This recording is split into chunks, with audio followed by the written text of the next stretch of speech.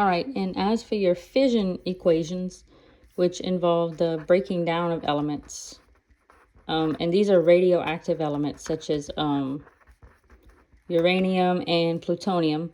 And as you can see, all of these fission equations involve uranium, 235, which is one of the most common, oh,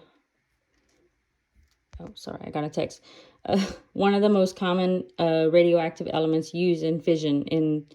You see these in your nuclear power plants,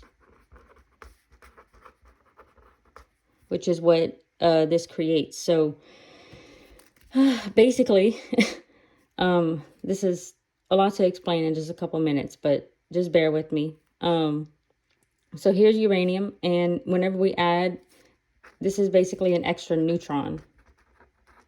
Okay, which, as we know, neutrons have no charge. So just like the last equations, this is the mass or the atomic number, protons plus neutrons, that kind of thing. And then 92 tells me how many protons are present. So uranium-235 has 92 protons. And when I add an extra neutron into that equation, I'm going to get it broken down into two lighter elements. And also there's going to be a release of some extra neutrons.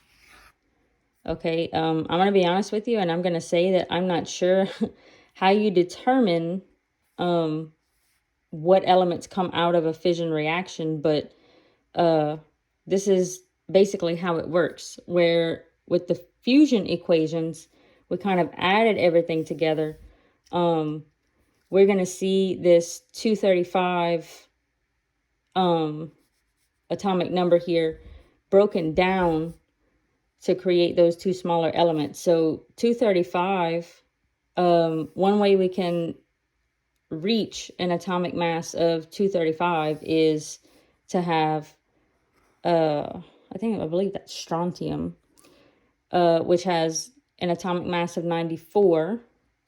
Let me just double check, because I don't, those middle elements on the table and the new elements are kind of tricky to figure out. Yeah, but this is so this is an atom of strontium. Okay, and every atom of strontium has 38 protons. Okay, so 92 is basically, we're taking the particles of uranium, and we're kind of like splitting it between two smaller elements. So you can check yourself by kind of going the other way. Like if I do 94 plus 140 plus the one added atomic mass unit here. So 94 plus 140 plus 1 gives me my 235 total atomic mass of uranium. And then 38 plus 54, the protons in strontium and xenon, will give you the 92 protons that were present in that uranium-235 atom. So whereas we went, let me see here.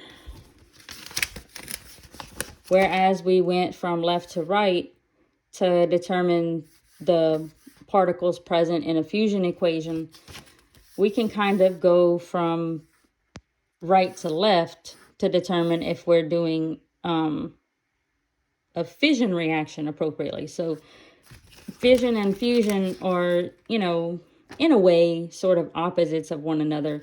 So we can just use kind of these basic principles to help us with fusion equations and fission equations.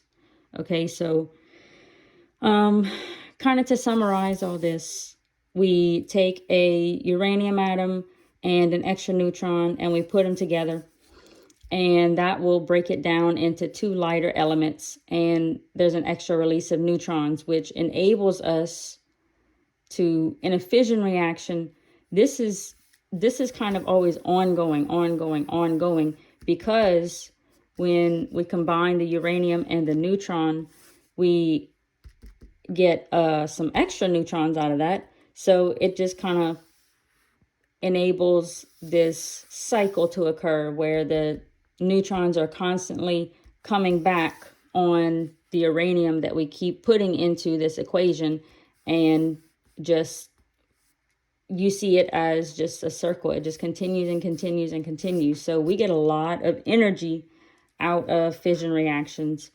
which is why nuclear power plants are so, I guess you could say, effective with power, but are also very dangerous, because these are radioactive elements that can really do kind of dangerous things. So that's a fission equation, basically. So just let me know if you still have any questions after watching this video.